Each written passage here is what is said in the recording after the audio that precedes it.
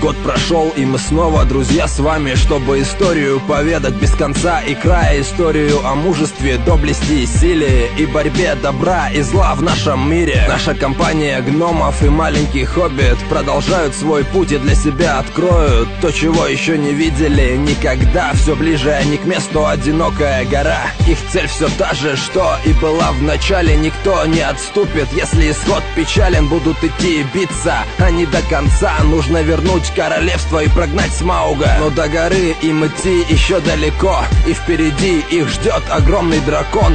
И без помощи не одолеют его гномы. Нужно не пару человек, а воинов много. А тут еще и как назло хоббита и гномов оставил Гендальф и отправился в поход. Он для чего и зачем не знает никто. Вернется он или нет, тоже вопрос. А без волшебника хоббиту и гномам обратиться за помощью будет впору к незнакомцу одному по имени Бёрн. Человек или зверь, непонятно кто он. Им предстоит путь через лихолесье. Атака пауков будет ждать здесь их.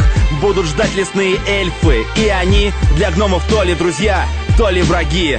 И когда доберутся гномы до горы, придется положиться всем на хоббита им. Но он до сих пор скрывает, что у него кольцо всевластия в кармане против всего. Бильбо Бэггинсу придется в этой горе найти ни много ни мало потайную дверь, за которой его ждет океан сокровищ и огромное чудище, страшный сторож. Эта история совсем не уступает первой. За нее 9 баллов будет в меру. А на сегодня мы заканчиваем наш рассказ.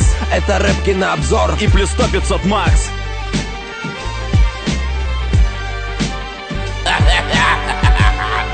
Чё? Ты правда думал, что мы так просто тебя отпустим? Возьмем так и бросим все? Откажемся зарабатывать на твоем бесплатном труде? Ха! Я же уже говорил тебе. Ты будешь делать обзоры до конца своей жалкой жизни.